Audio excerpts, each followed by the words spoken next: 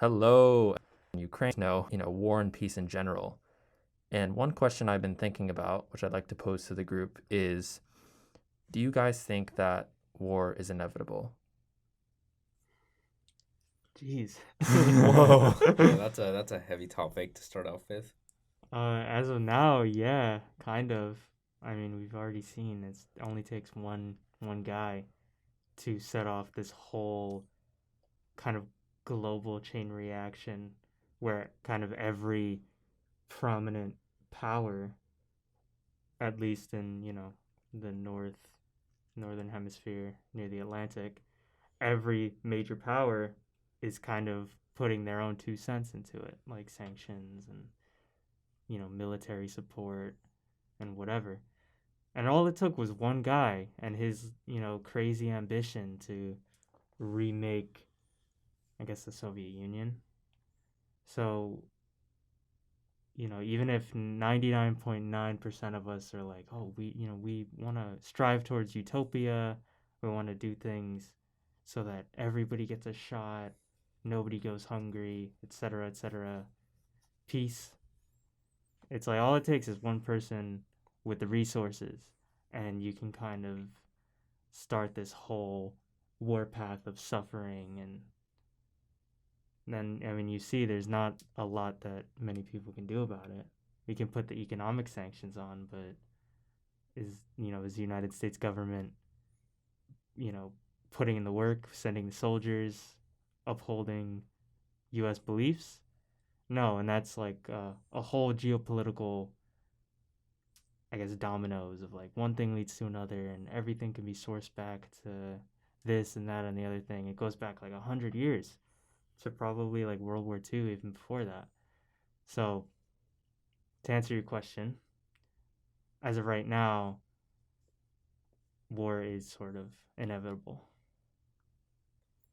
I think approaching the question, sort of taking a step back outside of the context of the Ukraine and Russia thing that's happening right now, I think war is inevitable as long as there is a lack of resources and there are leaders, right? And it's inevitable that there is going to be a lack of resources at some point because a population will only grow as large as its resources will allow it to, right? Which means that there will always be a lack of resources.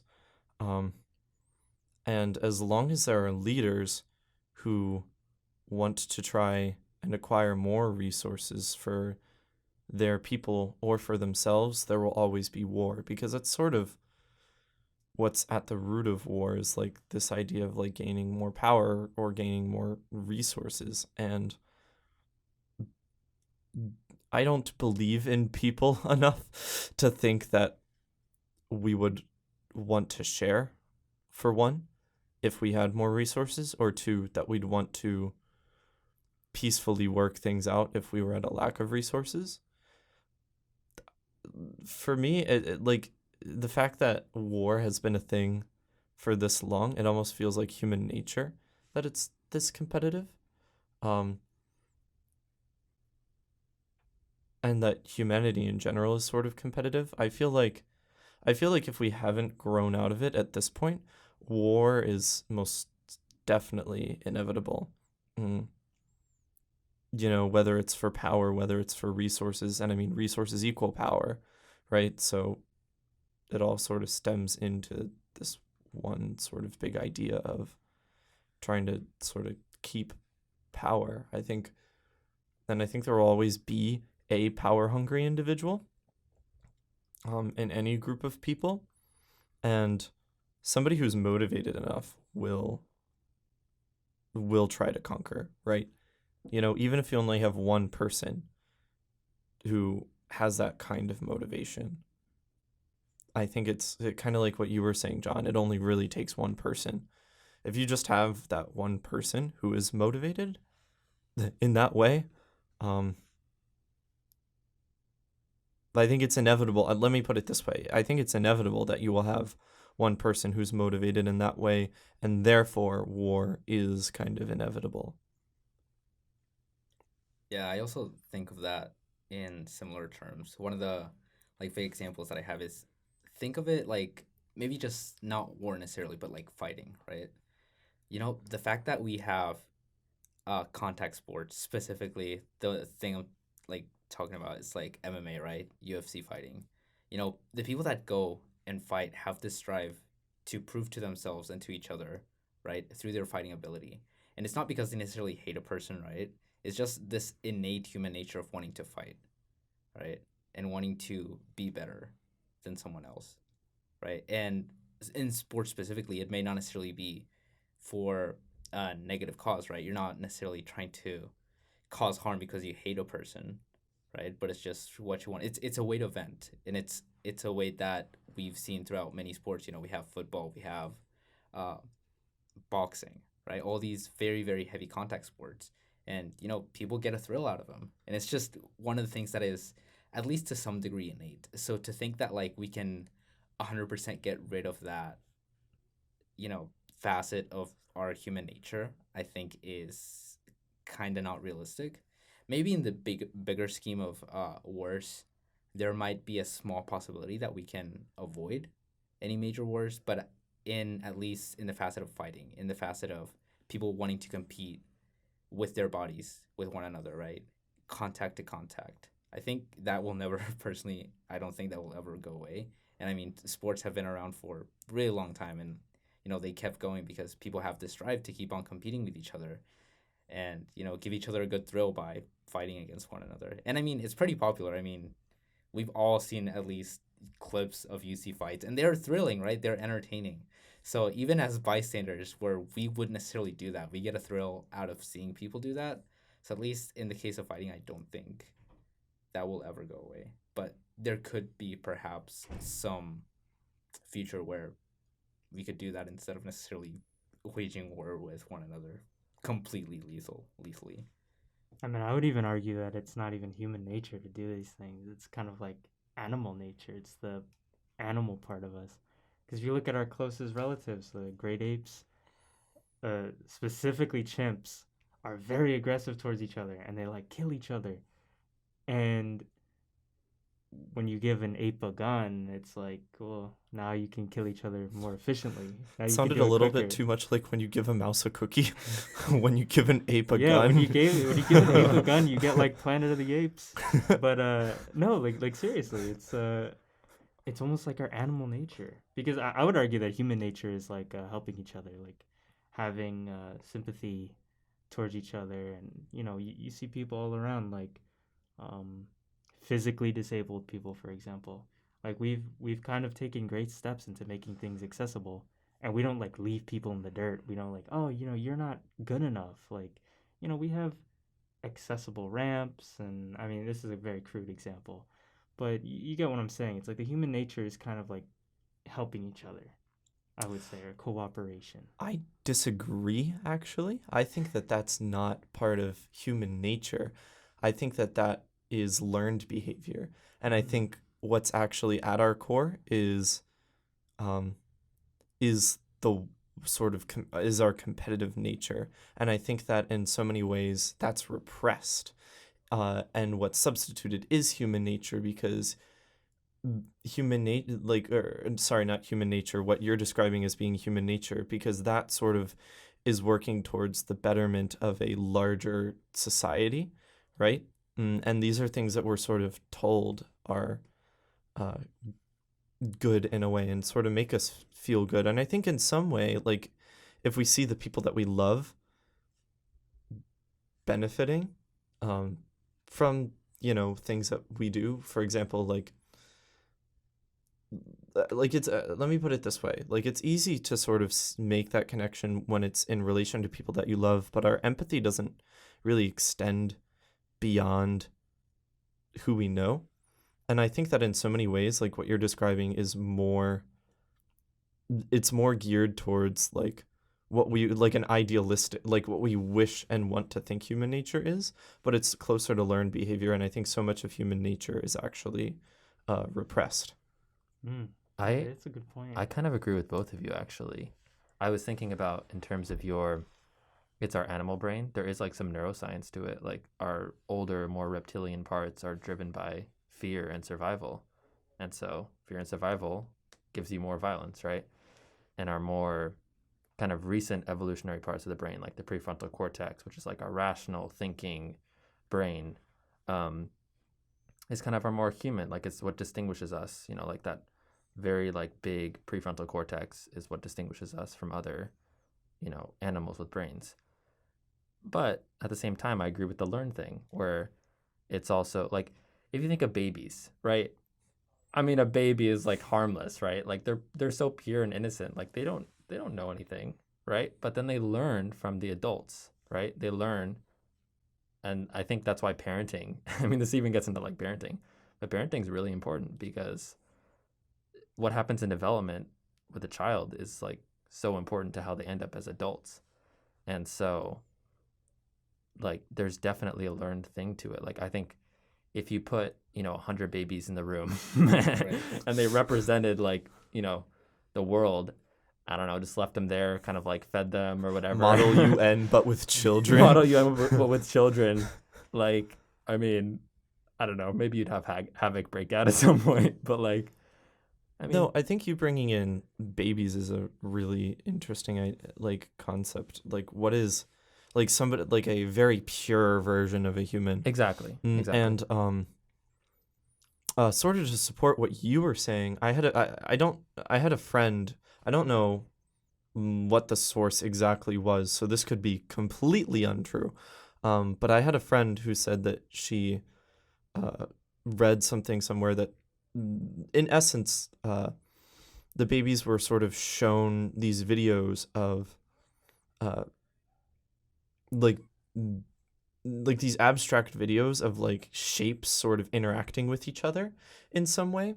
And there was one video where it was sort of evident that the shapes were sort of fighting and moving erratically, and another where it sort of felt like one shape was helping another shape, and the babies reacted much more positively to the one where where the one shape was helping the other shape, right, in this video. So it sort of supports the idea that there is like this inherent nature of wanting to help and be kind.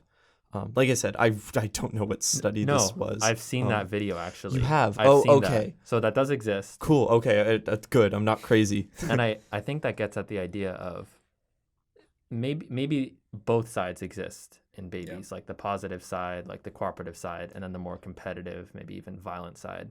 And I feel like it's whichever one you feed is the one that ends up like tipping the balance.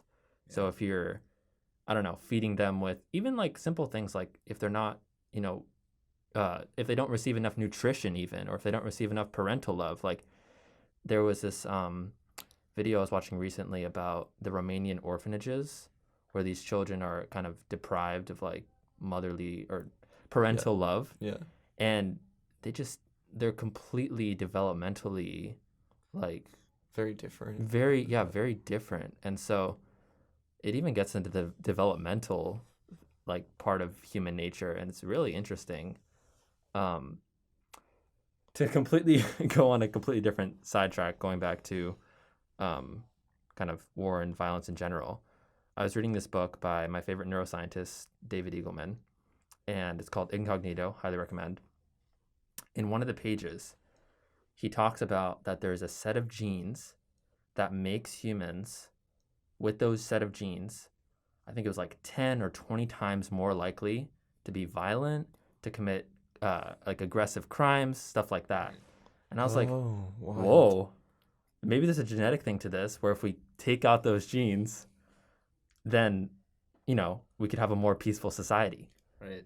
That's the catchline was, though, so I read through that, I was like, oh my God, we can solve all humanity's problems. The catchline was that set of genes is called the Y chromosome. And if you have this set of genes, you are called a biological male. Wow. So that's crazy. I was kind of getting into this, when we were discussing this before, but very theoretical, maybe a little controversial. And I know we all are males in this room. I'm not trying to like bring down males, but it would be interesting because, historically we've had way more male leaders And even today, I mean, I think there's been more and more female leaders, but it would be interesting to see or like run like a, I mean, you can't really run a simulation, but it'd be interesting to see what the world would look like if it were led predominantly by females who Right. are biologically, just if you think about it evolutionarily, men have had to be more aggressive because we've been, the hunters and, we've had to be like killing animals and fighting and whatever. So there is a biological kind of nature to it. But it's just a thought experiment. Like, do you guys think the world would be more peaceful with female leaders? Like, I don't know. It's just an idea. That's such like a, I don't know the right word for it. I don't want to say like charged question, but No, it it's like is. It is. it's such Right. like It's very a, controversial. That's why Yeah. I'm. because I warned you. it's there's so many factors. Like you could talk about this for 2, 3, 4 hours of like all these Yeah. different things. It's like you could say, oh, if we're talking about human nature, is it in human nature to let like or I guess elect or allow female leaders as opposed to men, because that's not what the historical precedent says. But does the historical precedent really matter when we now are in an age of more acceptance and sort of defying norms? And just recently, first black female Supreme Court justice, Yeah. first time ever. Country's been around for 250 years. So there's so many factors into it. I don't even know where to start, honestly. Yeah, for real. I was kind of thinking the same thing. It just seems like you said, there are so many factors that sort of go into it, and I think there's not enough I don't know. I feel like I don't have enough knowledge to like answer this question and like feel good about my answer, Yeah. if that makes sense. That's a rough. I mean, the only thing I can really pull from is like, or you guys probably also is like from your mother figures, right? Like that's really Right. the only, at least for me, that's really the only like person I can really think of like that has an authority figure in my life that's been like a woman that's always been there for me, right? But I think we that's also like very biased in a way because we were talking about someone that has had a child, and at least in my experience, that has been very empathetic to that child. Which maybe if you were a woman but never had a child and never had to deal with kids, and maybe you didn't like kids, maybe your view, maybe you're maybe less empathetic. Could be. So there's a lot of factors to go on, but I think it would be if we were able to run a simulation. At the very least, it would be really interesting to see what would happen. I think like one thing I can say with confidence is that I want to see more representation Oh, definitely. in world leaders, specifically as far as gender goes, right? I really would love to see more women stepping into power for sure. I think that that could be so incredibly beneficial for the world. Um, I'm not sure how I feel about one gender, um, like sort of dominating any field at all. But I really want to see more representation um, as far as there being male and female. Like, I want to see more female leaders, essentially, Yeah. for sure. One thing I will say is I at least believe in sort of like a meritocracy, where it's like you earn the position you get. Or Yeah. like you prove yourself. And I mean, there's a lot of factors that go into it. Um, and maybe there should be more, like you said, representation in like the education of materials to groups of people. And then I have a feeling that once that is equal, you'll start seeing more and more different people have the same qualifications for the same thing. And one thing I've noticed is that in the world, there's not a lot of meritocracy. I mean, the United States really doesn't have meritocracy in many ways. At least not in the way they want, like the U.S. wants to think about Exactly. meritocracy. It's like you look at Joe Biden, it's like I don't think anybody really wants, like I don't think anybody like loves Joe Biden, cuz like, he's a good guy. I'll say that, and I like him, but he's everybody can agree he's kind of losing his faculties. And it's like, did he really get to that position on merit, or did he get there because the Democrats wanted him to, or the Democrats couldn't figure out anybody else that they would, they could put into a seat of power. Same with Russia. You really think, Putin got to his position because he was the most qualified politician, the most qualified diplomat, and what makes him so qualified that he can restore his term every 4 years? You know what I mean? So it's it's a lot of not meritocracy, and I think that may be a big driving force in a lot of world issues. And then I just want to bring up one more thing. You see things where in Ukraine, the Ukrainian president, I would argue that he's gotten to where he is because of his prowess, not because of, some external force trying to put him in there in like a manufactured way. I feel like he earned it. He was like a comedian back in the day. Right. Yeah. Yeah. And he's sort of using his I guess people power, his charisma.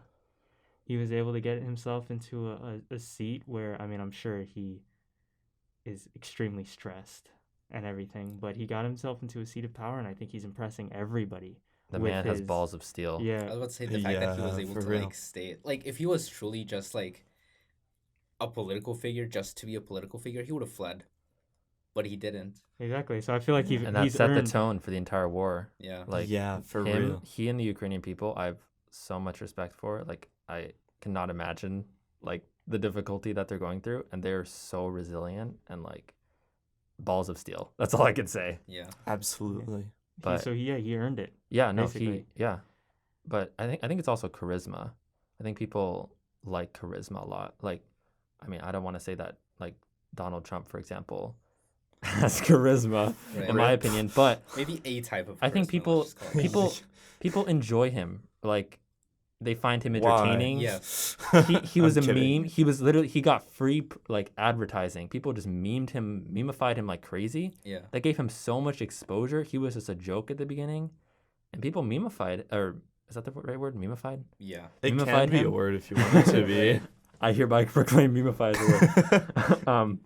But yeah, I think this kind of gets into the bigger picture of things where it kind of gets into democracy. And if you look at like, the Chinese president, Xi Jinping, and if you look at Putin, these leaders, whatever fragment of communism or whatever freedom there was, it's pretty much gone. Like those countries have become pretty much totalitarian. Like you said, the leaders just keep expanding their term, even though they're not really supposed to. And that's why I'm so glad in the U.S. I don't know. I mean, I know John is like, maybe it's at risk, but I'm very happy that we have a 2-term limit, because otherwise we'd maybe have people, go on and on and on, like FDR. Like that's literally why they had to put the term limit, because he served like 4 terms, and they were like, yeah, we got to stop this. But it gets into the question of kind of democracy. I feel like is fading and fading more and more, especially with like digital.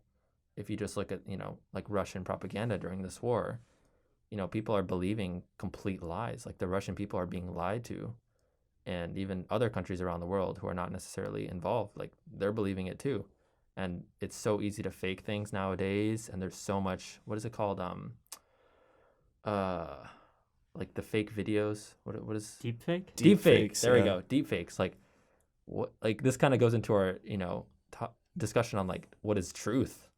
Like Oh, right, yeah. it's very scary. Like I feel like democracy is becoming less and less of a thing, and like it also begs the question of how do we just elect better leaders? Like I feel like the worst people end up in power. I mean, just historically too, and it's like I guess it's a two-pronged question. Like how can we put better people in power, and how can we, I guess, battle the misinformation war and promote truth, if that even is a thing. Well, that's the thing. It's like the misinformation war has no really clearly defined enemy, I guess you could say, because the truth changes all the time. And the things that you were saying, it reminded me of conversations I've had within like the past week where I learned something new that completely, well, it didn't completely reform my worldview, but for example, the limit on a president's years in office, the limit is actually 10. Oh, What? yeah, Wait, yeah, yeah. really? Wait, what? Yeah, like it's like a technicality thing. It's like not 8 years. It's actually Oh, you mean 10 because it's years. like the January of that they get inaugurated? No, it's weird. I think it has something to do with becoming vice president Yeah, and like if then it get like if your vice inheriting the president get presidency killed, or something like that. then you can serve another 2 Oh, terms. gotcha. So it's actually 10 years, and Oh, it's like that's okay. not like a Wait, so why 10 years? Why would it not be like 12 years? probably because if your president dies and you assume the role of office for a time and that is more than Half. 2 years, I see. it's like That makes you're sense in technically the case president a... of the most of the term. So it's Oh, like Right. okay. Okay. you're basically serving a whole term. So more than half, basically. Yeah, Yeah. but Okay. the So it's limit 10. is like 10 years. That's and, interesting. And I mean, it's not like mind blowing, but you guys found it kind of interesting, right? And that was something I Yeah. never knew, and it was like the truth that I didn't know, but it was the truth. And another thing, I was talking to one of my friends. He's in an East Asia economy, and he was telling me about how China, like the economy, is actually quite free. It's like liberal almost. And I mean, there's a lot to be said about sweatshops and decreasing labor costs and stuff. But he was telling me like even though the government is kind of very conservative and very strict, the the economy is very free. And I was like, I never, I didn't think to separate the two. You know what I mean? So like, truth is always changing. Basically, is what I'm gonna say. And we see videos and news about Ukraine. We see propaganda from Russia, and it's like, who's? I mean, I think we all kind of know who's on the right side, Yeah. but it's like, how do we even combat misinformation when we don't even know who the enemy is, right? I mean, I think in this crisis, it's pretty clear. Yeah, I mean, Like yeah, this of is course. this is one of the few things where it's like there's a very clear aggressor, there's a very clear defender and victim, I would say. So, but even just like I've been very on top of like the Ukrainian crisis, like I've been following it every day and just but even thinking about like the news that I follow, like it's maybe 3 or 4 sources consistently because those are the people who are predominantly reporting on it still. Because other, stations have kind of focused on other things since it's been quite a while now.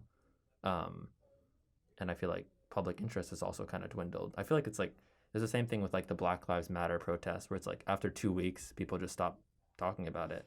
People are like trends tend to have a very short lifespan. Yeah, different news week. I mean, Yeah. people don't want to see the same thing. over and Exactly. over People again. want new stuff. and- News is entertainment. Exactly. But it got me thinking about like even the stuff that they're reporting, it's biased, right? Like, I mean, obviously I'm on the Ukrainian side, but even like, looking at CNN or New York Times, like, there's people behind this news and there's bias behind it. And maybe they're framing things in a different way or, people in times of crisis, like, remember at the beginning of the COVID pandemic, I thought that masks were not effective and I'm a scientist. Like, what is this? So it's very easy to get caught up in not necessarily things that are not necessarily true. And so I'm always questioning like, is what I'm reading true? Or is there some kind of bias or manipulation of the information, even though I'm, kind of inclined to believe it is true? Some American news sources, by the way, are actually defending some of Russia's actions. Fox News, Tucker Carlson. was going to ask you which ones, but then I realized I probably don't There's have only to one. know. There's only one or two, but you're right. Basically, you're right. It's all about presentation of the facts. And I think even that specifically as like an example just kind of goes to show that like even if you provide other types of news, right? News that could be said that are objectively more true or more objective in the general sense that they don't have as much bias or anything. People just sometimes just don't want to listen. And that's like what it is. Yeah. It's not even that they're not given the tools to. It's just that for whatever reason they just choose to look the other way and continue on with their lives as So and at that point, I mean, you can't really force anyone to do anything, which is kind of sad. Uh, in some cases, right? So I mean, just something to think about as well. Yeah.